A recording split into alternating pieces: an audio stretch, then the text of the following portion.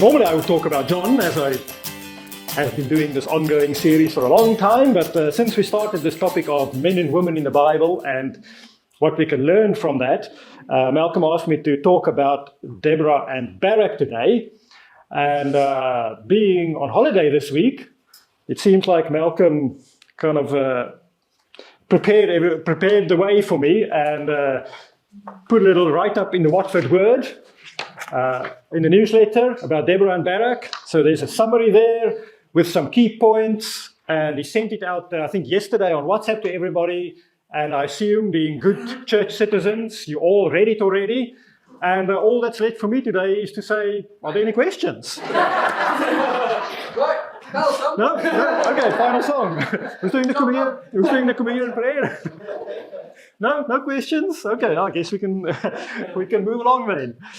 Right, so that's a really good summary that Malcolm made there. Came to more or less the same conclusions, covered some of the same points, but I thought, okay, let me add a little bit to that and see if we can feed our hearts, souls, and minds this morning from the story of Deborah and Barak. And Deborah, a prophetess, judge, and Barak, the general.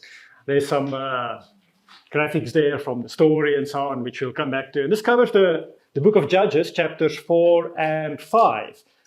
But before we get into the specific story of Deborah and Barak, quick summary to understand, if you haven't read the story, who are the main characters in the story? So there is, first of all, there's Deborah, which means the bee. And she's got quite a sting, as we'll see, this bee. She was a leader, she was a judge, she was a prophetess. Then there is Barak, another Israelite. His name means lightning, very fitting for someone who is a commander of the Israelite army. Then there is Sisera. His name means ready for battle, a very fitting name again for the commander of the Canaanite army of King Jabin. Then there is Jabin, who is actually not a name, but a title for a Canaanite king, a title like Pharaoh or Caesar is a title. So Jabin is actually his title rather than his name. And then we have Jael, which means to ascend. She was this is quite interesting, she was the wife of Heber, a Canaanite. She was descended, or her husband was descended from the father-in-law of Moses. So she was a Gentile, she was not a Jew, although she lived in Israel at the time. So if you know the history of Moses actually married an Egyptian woman. So she may have been Egyptian. So that's Jael. And then there's Sisera's mother, which I will come back to a little bit later, as a kind of a side character in the story. So these are the main characters that we're going to discover today in the story. Right, so very important, context. When we read a story like this, it can be very dry. I don't know, who here likes history? Everybody likes, there's a few number who likes history. Okay, maybe for you it won't be that dry. It is really interesting. I never liked history. At school, I absolutely hated it. I found it boring. I had to memorize all these facts, and it always got the dates wrong. And I still can't remember, my kids' birthdays. Always have to calculate it. And when was it again? Is it 96, 97? I have to work it. I don't know, just the dates. All the dates confuse me and everything. And it's really interesting. It's only when I became a Christian that I started taking an interest in history, because I started reading about all these things that happened around Christianity, and who were these Romans that crucified Jesus, and I started reading, and suddenly history got meaning for me when it got context, and it fitted in with the values that I was exploring and trying to understand, and it fitted in with my faith, and I got really interested in history. And if we go to the book of Judges, it is basically a history book. And you can read it and think, this is boring, some boring old history stories. But it's also, everything in the Bible is there for a reason. And if we go through the book of Judges, we'll see that there's a lot of lessons in there. So very important context. What is the context of the book of Judges? So who knows, what is the previous book in the Bible that came before Judges? Joshua. Joshua, yes. And what happened in Joshua? What is the story of Joshua about? And a nice coat. No, that's Joseph. I don't know, maybe Joshua had a nice coat, we wouldn't know, but we certainly know Joseph had a nice coat. Yeah, so Joshua took the Israelites into the promised land. So here's the story. The Israelites were in slavery in Egypt. God freed them from the slavery from Pharaoh, and he took them to the promised land. And then when they were on the border of the promised land, God told Moses, you're not going to the promised land. But his faithful right-hand man, leader Joshua, was the one who led the Israelites into the promised land. Only problem was, the promised land was not empty. It was occupied by various other nations. So they had to fight a variety of battles to reclaim the land that was originally belonged to Abraham and was promised to Abraham. And when Abraham was absent, was kind of, other people came and occupied it. So Joshua, the book of Joshua, is about that, all those battles to conquer the promised land, for the Israelites to resettle in that land. So that ends the story, the end of that conquest, where all the tribes got their pieces, 12 tribes, and everyone got their piece of the promised land of Israel. That's where Joshua ends. It's like, okay, mission accomplished. And that's where the book of Judges then starts. So Joshua, he led the conquest of the land. And then what happened after that? In Judges chapter 2, it tells us what this book of Judges is about. In verse 6 it says, after Joshua had dismissed the Israelites, they went to take possession of the land, each to their own inheritance. The people served the Lord throughout the lifetime of Joshua and of the elders who outlived him, and who had seen all the great things the Lord had done for Israel. So these were people who saw the miracles of going through the sea when they left Egypt. They saw the 12 plagues in Egypt, how God protected them in the journeys through the desert. They saw water coming from the rock. They saw the manna, where our God provided food for them in the desert. They saw all the miracles of how God supported them in this journey and in getting their land back. So these people had seen all these things and they served the Lord. They were faithful to God because of that. We skip forward to verse 10, however. After that whole generation had been gathered to their ancestors, another generation grew up who knew neither the Lord nor what he had done for Israel. Then the Israelites did evil in the eyes of the Lord. So here's the first thing. When we reach for these Old Testament history books, they can be useful in a number of ways. When you're a preacher and you want to do a leadership lesson for some leaders, it's always handy to reach for Judges, because it's all about leaders and, what can we learn as leaders, how to be a good leader. It's like very handy. We can reach for these, when you're an evangelist and you want to kind of rally the troops and get the congregations, raised up and roused up and hoo-ha, let's go and conquer the world and, spread the gospel. It's handy to reach for the history books and talk about conquest and overcoming evil and, these nice stories.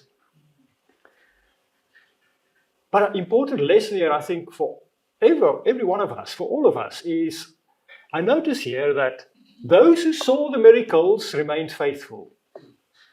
And then the next generation, they didn't see the miracles, and it wasn't good enough for them.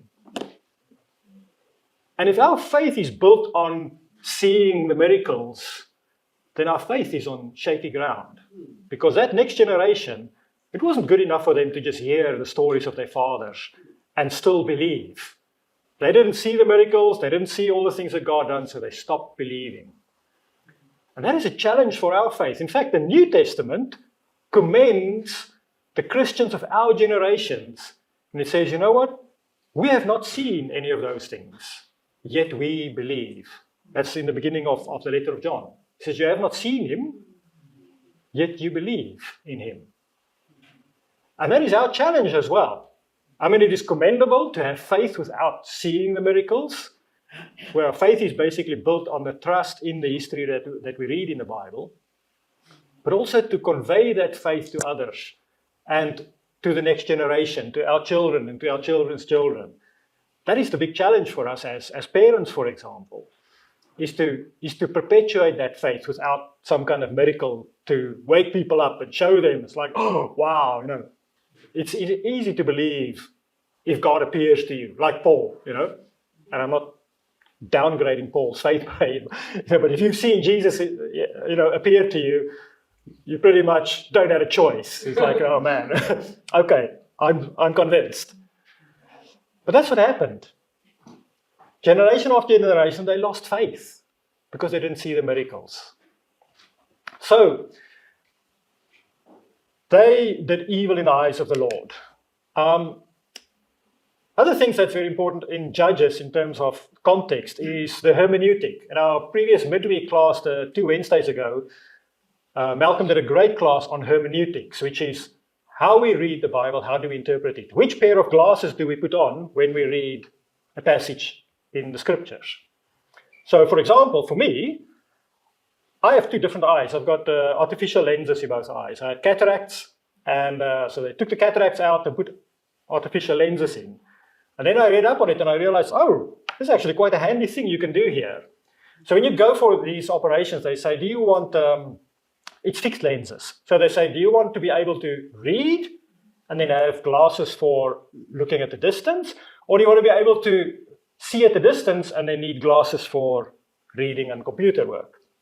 So you kind of have to make this choice. I was like, oh, that's a tough choice, man. Can I have both? And then I realized, oh, you can. So when I close my left eye, my right eye, I can read that, context hermeneutic.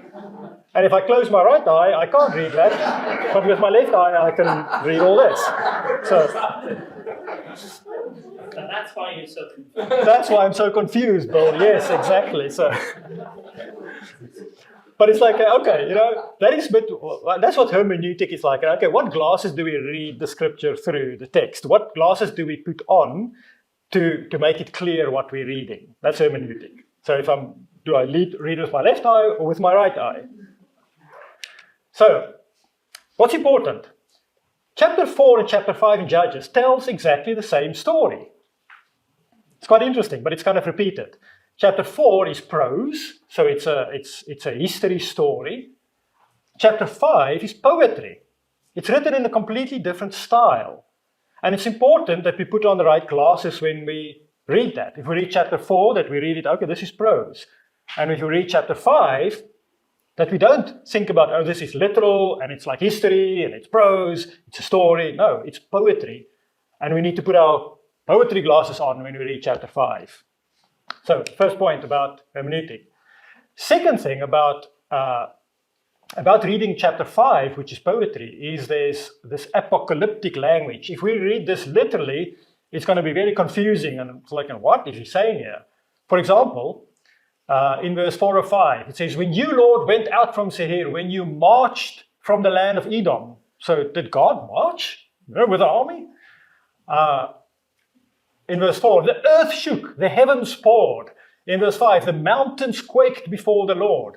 Now he's describing the battle here between the Israelites and the army of Sisera and the Canaanites and the army of Barak, the Israelites. He's describing this battle, but using these terms like earthquakes and the mountain, the earth shook and the heavens poured down. In verse 19 he says, kings came, they fought, the kings of Canaan fought at Tanach by the waters of Megiddo. I'll come back to that now. They took no plunder of silver. From the heavens the stars fought, from their courses they fought against Sisera. So the stars were fighting from the heavens? Like, and what is going on here? No, it's poetry. So this kind of language is called apocalyptic language. Apocalyptic, like in apocalypse, which means revelation. It's revelation language, prophetic language. And we find a lot of this language in the book of Revelation, which is also called the Apocalypse. Right at the end of the Bible, you'll see it's full of this type of language. It's not meant to be taken literally. It's poetry. And we need to put on our poetry glasses when we read it. There's even some links here, which I'm not going to go into all the detail right now, but it's a bit like a prophecy. The waters of Megiddo. Megiddo is the Hebrew name of what in Revelation is called Armageddon. It's the same place. It's the place of the final battle between good and evil. So all of this wrapped up gives you some useful context as well to how to read Revelation, for example. These are all things all connected, apocalyptic language. And then the last thing about context hermeneutic, some of it is useful for apologetic, meaning defending our faith. And I'm just going to mention shortly here, the mother of Sisera. If you go and read chapter 5, verse 30, it talks about how the mother of Sisera was looking for him to come back from the battle. And his own mother talks about, oh yeah, maybe, they conquered Israel, and Sisera would have, him and his army would have a woman or two for each man. And the Hebrew word there is pray, that there's pray for each man, one or two pray. Now, in today's world, if we talk about men preying on women or predatory, what does that kind of conjure up? What are you talking about there? What does that describe? Not very nice. Not very nice, Bull, yeah. Yeah, some kind of, yes. Evil, yeah, evil, some kind of evil. It's sexual abuse. Some translations actually translate it as one or two women to rape for every man. So it's one of those translation issues, but it is, women, there's women for the men to prey on, basically. So during this time, yes, some people say, oh, the Bible is so violent, and how could God condone wiping out thousands of Canaanites? And the story of, as we'll see, how Sisera died violently. Why would God do something like that? Isn't he a loving, caring God? It's like, well, there's another side to the story, These people, these Canaanites, were not like your pleasant, friendly neighbors. They were ruling it over the Israelites. They had some terrible practices. They sacrificed their children to their gods. It was okay for the men to just go and rape the women. They would just raid a village, rape the women, enslave them. So, there's in the bigger world, even in our world today, there's always a moral dilemma. If you have a message of peace, which is the message of the gospel and the message of Jesus, is pacifism and peace and not fighting and not war. But what happens when nobody stands up to evil? Evil tends to rule and conquer and spread when nobody stands up to evil. And there's an important apologetic message in this as well. So that's another hermeneutic, another pair of glasses to put on when we read history passages like this. Okay, so that's a bit of teaching around the context of this passage. So, Judges. This is Judges 4 or 5. Joshua, he's conquered the land. People forgot about God. There's no more leader. So Joshua, after him, the land is divided in 12 tribes. There's no king yet. The king comes later. Every tribe kind of does their own thing. What we see throughout the book of Judges now, and in the nation of Israel, there's a cycle, a pattern here. And in the beginning of Judges, it describes this pattern, which again is helpful in context for the rest of the book to help us to understand how this all works. And the cycle goes like this. If we start at the top there, I wonder if I can, yeah. So if we start at the top there and we go clockwise, what happens is at some point Israel disobeys. Then God gives them over to evil so they can be oppressed. And they are oppressed to the point, like in Judges 4, we see that they were oppressed for 20 years. Now that is almost half a generation. That is like children get born, and by the age of 20, all they've ever known is oppression. They're oppressed for 20 years to the point where they cannot take it any longer, and they cry out to God. Then God hears, and God raises up a deliverer, a judge, a leader to come and lead the nation and free them from the oppression. If we go around the clock there, so God raises up someone, Israel gets delivered and freed from the oppression, and then they're at peace. And what happens when people are at peace? They get comfortable, and what do we see? The next generation forget about, oh yeah, we didn't see all those conquests, now God helped us to overcome the oppressor. They fall back into sin. They start living their own lives again. They start doing evil things again. They get influenced by the world around them. And the cycle starts again at the top, where Israel starts disobeying. God gives them over to oppression, up to the point where they cannot handle it anymore, and they cry out and they say, God, please help us. And then the cycle goes around again. God said, that's the story of Judges, repeated over and over and over again. And it spans a few hundred years where this cycle gets repeated.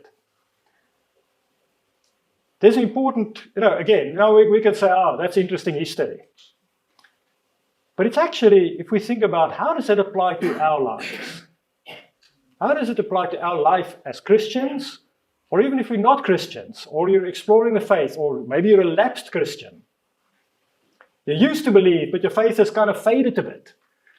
What happens? We start sinning a bit, then we sin a bit more, and then eventually we just give up and we give ourselves completely over to sin, and we push God aside, and we forget about God, and we drift away slowly but surely until God is kind of, oh yeah, I remember I used to go to church, I used to read my Bible, I used to pray, but that's all. I do other things now. Other things become more important.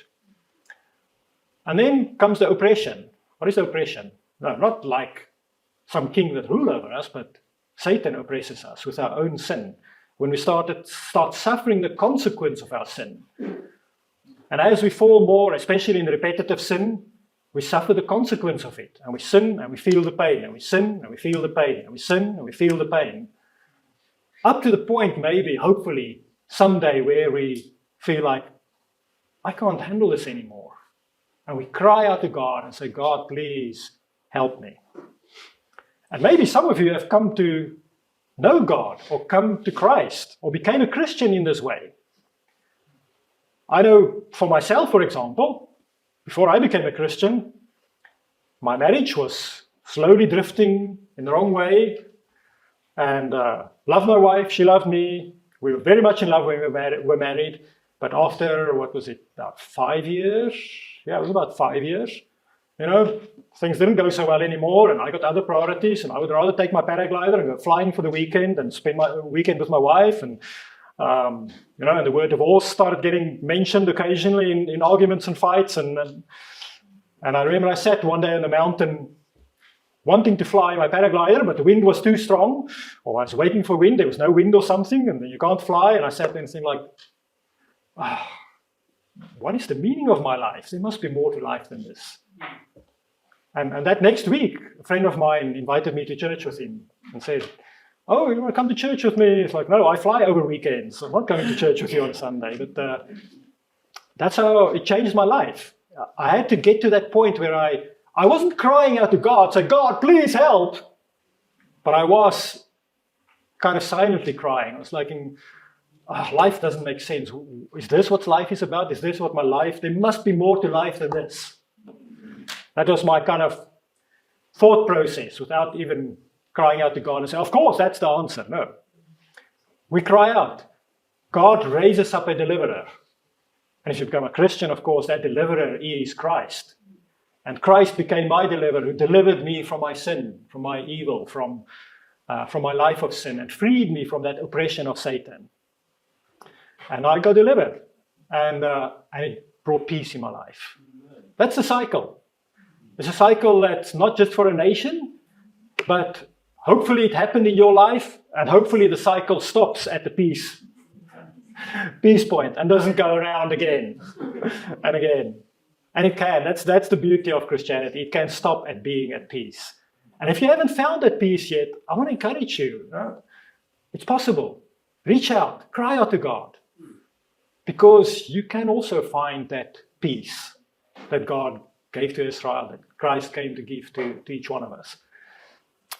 Anyway, that's a little gospel message which wasn't planned to be part of my sermon, but anyway, you've got it anyway. That's a freebie. So that's the pattern in Judges. That's helpful to understand. So we see that, that's very small, I'm going to have to turn around. We see it 4 times. Judges 3, Othniel, who was the first judge. Then the second time with Ehud, he's called the left-handed judge. Then there came Shamgar, who was, he's the one-verse judge, there's only one verse about him. And then comes Deborah, the female judge. So, and that brings us to Judges 4. She's the fourth judge in that cycle. And then there's several more after that, if you're going to read through the book of Judges. So, let's get into Judges 4, the cycle pattern. We see the cycle right in the beginning, chapter 4, verse 1. It says, again, we start at the top of the cycle. Again, the Israelites did evil in the eyes of the Lord, now that Ehud was dead. So the previous judge died. After that, peace. The judge died. People like him, who was that Ehud guy? I don't know. Let's just get on with our lives and do our own thing.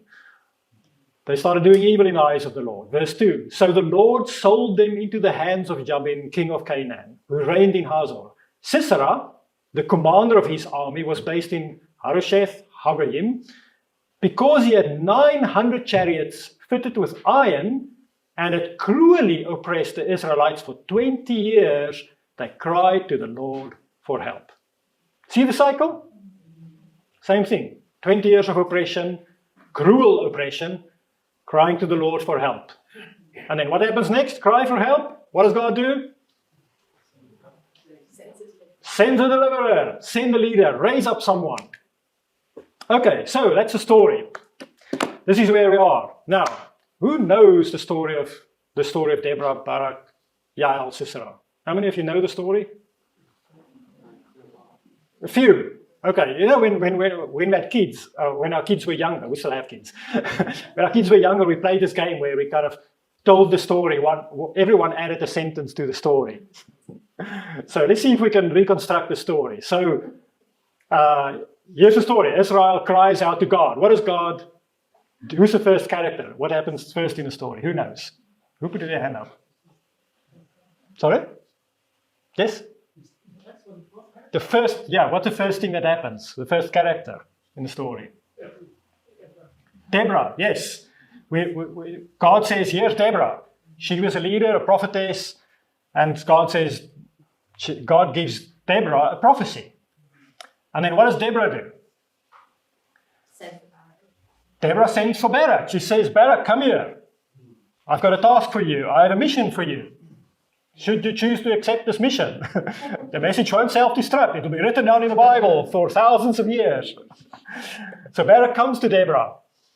And she says, you need to, the prophecy is God has given the people over into your hands. You need to go and fight Jabin. What happens next? Who knows what Barak says? Yes? I'll go if you come with me, yes. It's like, okay, so you're going to stay here and send me into battle? So no, you come with me. So Deborah says, okay, I'll come with you. But, because you ask for that, you're not going to have the claim to fame. So then what happens next? So they go into battle. And what happens? Who knows what happens next? They win, yes. So Barak, with his army of 10,000, and we assume Jabin, he had 900 chariots. So if we say about 10 people per chariot, 10 soldiers per chariot, that takes us to 9,000. So maybe roughly equally sized armies, except the Israelites didn't have any chariots. They win. They completely destroy them. Except for, what's the next part of the story? What happens to Sisera, the commander of the Canaanite army? He legs it, yes. Sisera legs it. He gets off his chariot, he runs away. It's like, I'm not going to die in this battle. I saw 10,000 of my people die, 900 chariots destroyed. I'm going into hiding. So he runs away and he tries to hide. Where does he end up? Who knows? What happens next? Yeah, just before that? He finds a tent, yes. Yeah, of course. What do you do when you want to hide? You look for a tent to hide in. So he finds the tent, and there's a woman there at the tent, and she was called? Jael. Yeah, Jael. So Jael is there, and she invites him in. Says, of course, come and sleep in my tent. I can see you're tired. And he's like, man, I just came out of battle. I'm so thirsty. Can I have some water? And she said, I've got even something better for you. I've got some nice milk for you. And she gives him some milk. Why milk? It makes you sleep, yes. And it is not just a myth. It is actually, there's a chemical compound in milk. That's why late at night, nice cup of warm milk does actually help you to fall asleep. And he falls asleep. And while he's sleeping, what does Jael do? She takes her hammer and her peg, a tent pen. She takes a tent pen and a hammer. And while he's sleeping, she puts a tent pen against the side of his head. So he's like maybe napping like this. Takes the tent pen here and bam, bam, bam, hammers it through his head. I don't know how long the peg was, if she actually nailed it all the way into the ground or the pillow, or like there was a bit of tricky laundry after that, but she kills him. And so Jael eventually kills Sisera. So that's the story. It's a story of men and women fighting and doing battle and leading and maybe have some conflict and working together as well. What can we learn from this? Deborah and Barak, who are the two main characters. Who was Deborah? So first thing is, she was commissioned to deliver Israel, but she was already a judge. So some judges were raised up at the times, like Gideon. He wasn't ready for this. God just said, no, you're going to lead them into the battle. It's like, what, me? No. Deborah was already a leader in the nation. She was a judge. It says, people brought their difficult cases to her so she could, figure out what's the right thing to do. She was a leader. It says she was a leader in Israel. And she was a prophetess. In the poetry part, in chapter 5 verse 7, she's called a motherly protector. Now, isn't that amazing? There's something about godly women, which is, there's the nurturing, caring, loving side, but there is the sense of righteousness and protection that, women are incredibly protective of their children. And they will refuse to believe anything bad about their children as well sometimes. Like, not my child. It's like Sisera's mother, she was looking forward to him getting back from battle. And it's like, I wonder if he's, he got some women. It's like, what kind of mother thinks like that? But, it's my son. It's like, but she was for me, that's a picture of a godly woman. A woman who's nurturing, caring, but also has a sense of protection and righteousness. Deborah wasn't a leader by default of not a man available to lead. So I think that's something else that sometimes, she was already a leader at the time. She was clearly married. And we know from the Bible, her husband was Lapidoth. So we know her husband's name as well. So, she was like the modern family career woman. So that's who Deborah was, a motherly protector, a leader, and then she was a prophetess. What does that mean? God spoke to her to speak to the people. So that's how she was convinced and how she knew that they were going to win this battle. And when she called Barak, she didn't say, I think we should go and fight them. She's like, the Lord, God told me that you've already won the battle. That's the message of a prophetess. Who is Barak? In chapter 4, verse 8 and 9, we see that Barak said to Deborah, if you go with me, I will go, but if you don't go with me, I won't go. And then Deborah said, certainly I will go with you. But because of the course you are taking, the honor will not be yours, for the Lord will deliver Sisera into the hands of a woman. So that's roughly the two pictures. Barak, again, he was already the commander of the Israelite army. So it's not like he had to be raised up. Now, over time, there's been two different ways of interpreting these two characters, this man, woman, and their interactions and relationship. First of all, there's a traditional interpretation, which was around for a long time, which is, Barak was a wimp. He wasn't strong enough. He wasn't a strong enough leader. He wasn't a strong enough ruler, so he needed a woman to help him out. It's like, okay, Barak, it's like, okay, fine, I'll come with you to help you out. It was kind of like, that is one possible interpretation, but I think if we really read the scriptures and assess it all together, that's not quite what I see. Why do I say that? There's an alternative interpretation, and that is that Deborah and Barak, they work together in harmony, like we saw God's original intention for Adam and Eve, to work together in harmony, helping each other. Each has their own strengths and weaknesses, working together to achieve God's will and God's desires. And how do we know that? We see in Hebrews 11. Hebrews 11 tells, the whole chapter is all about the men and women of faith from the Old Testament as examples for us. And it says, these are the heroes of faith. And who do we read about in Hebrews 11? Not Jael, not Deborah, but in verse 32, and what more shall I say? I do not have time to tell about Gideon, Barak, Samson and Jephthah, about David and Samuel and the prophets. You know, Barak is mentioned in the same list as Samson, Samuel, David. Verse 33, who through faith conquered kingdoms, administered justice, and gained what was promised. That's the kind of faith that Barak had. Barak was also a faithful man. You know, if someone just comes to you and say, hey, you need to go and fight that army of 10,000 people, it takes faith to say, okay, if that's the message from God, I accept that message, and by faith I will go and do as I'm asked to do. That's why Barak is mentioned as a man of faith, because it's through that faith that he conquered the kingdom of the Canaanites, that he was able to administer justice, that he gained the promised victory. So Barak certainly was no slouch. He wasn't a wimp. He was a man of faith. He already led a whole army. I honestly believe this is a message of a male leader and a female leader working together in harmony to achieve the victory that God has promised to the nation. We also see in chapter 5 verse 1, after the victory, Barak and Deborah together wrote a song. And the whole chapter 5 is a poem or a song. And it says in verse 1, on that day, Deborah and Barak, son of Abinoam, sang this song.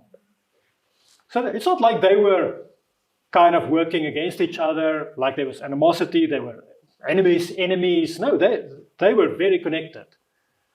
They made a great leadership team to the point where they wrote the song together and they even sang it together after the victory.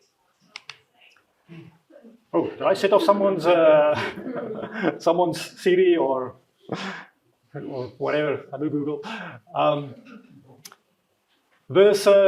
In verse 12 of the song, for example, again, it mentions Barak and Deborah together. It says, wake up, Deborah, wake up, break out in song. Arise, Barak, take captive your captives, son of Abinoam.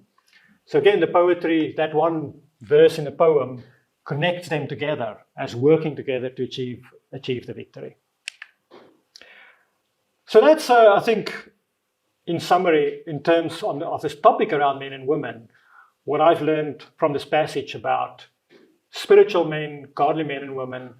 And if we think about our roles and our identity as men and women in the church, I think there's some great lessons there. I think one of them is that, it's about working together as in leadership. And, we have strengths, we have weaknesses, different strengths, different weaknesses. And where one has a weakness, the other can supplement that weakness. And then as a side point, Jael is mentioned in this poem or the song as well in chapter 5, calling her most blessed of women be Jael. So she's called blessed because of that violent killing of Sisera. Now, we can only speculate, and it is pure speculation. I'm just speculating as well. Why would Jael have done that? She was not an Israelite. Her husband, as you read the passage, you'll see that her husband, the Canaanite, actually had an agreement, a peace agreement with King Jabin and the Canaanites. So they were not at war with the Canaanites. They were not oppressed by the Canaanites. So why did she do that? Why did she kill him? And my only thought would be that something happened, maybe in her life or in her family's life, where she knew what kind of man Sisera was. because we see in chapter 5 how Sisera's mother sings about him raping women in a kind of she's almost proud of it, how he preys on women. Maybe Jael knew, maybe she even saw or experienced some of that kind of behavior where she said, this evil will end here today. Now, that's not in the Bible.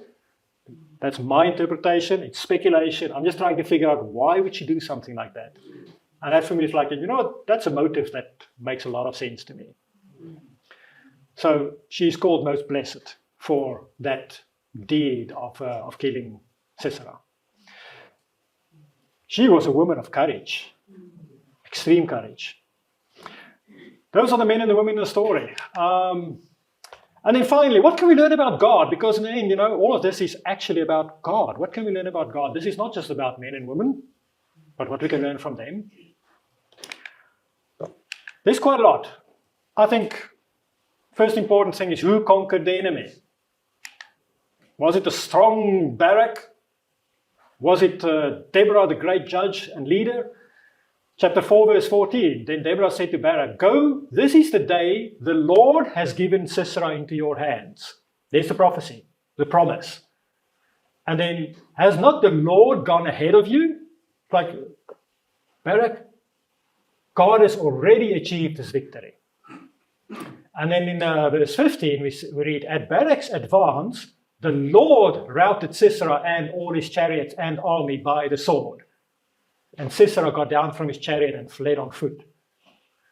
The Lord, by the sword? Did God come down with a sword and start killing all the, we did read in another place in the Bible where he sent an angel to do that, but no. It was the army, but God was behind it. So who really conquered the enemy? It was God. And what we see here about God is that, God promises and he fulfills. When he makes a promise, he keeps his promise. We read about God that God will fight for us when we stand up for what is right. God will fight for us when we fight against evil.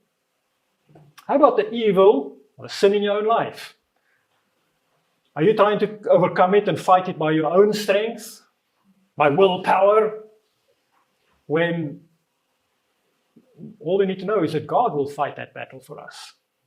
When we're struggling to overcome, God is there when we call for him, when we call for help, to fight that battle for us. Because he's the one that conquers. The victory is his. In chapter 5, verse 10 to 11.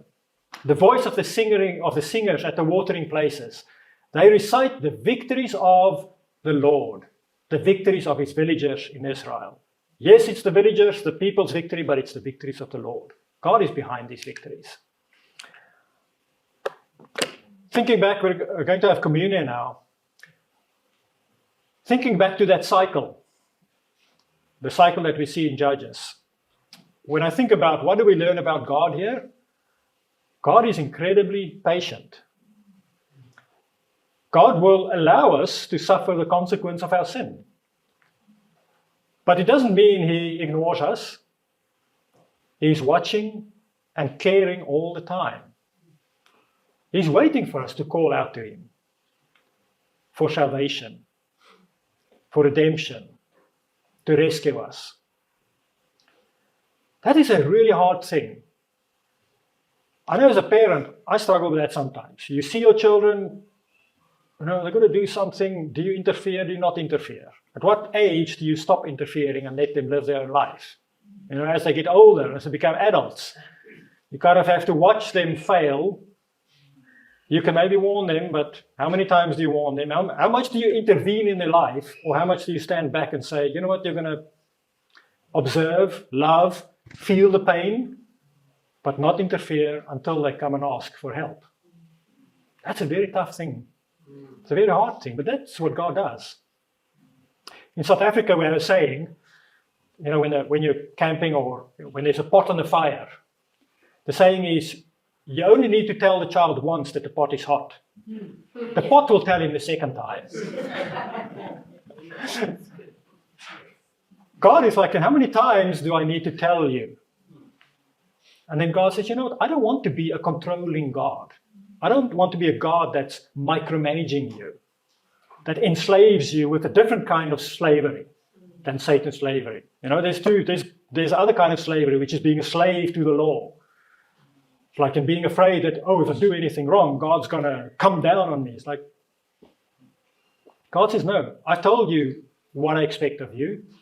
I'm taking a step back, and I will patiently wait.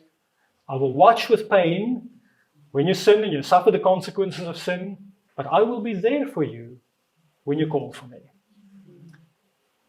And I think that's a great message about, for me, what I learned about God in this story. And when we have communion now, it is exactly the same story of that cycle, where as humans, we were oppressed by our sin. We cried out to God for deliverance. God sent us his son Jesus to redeem us from our sin on the cross and save us from this oppression.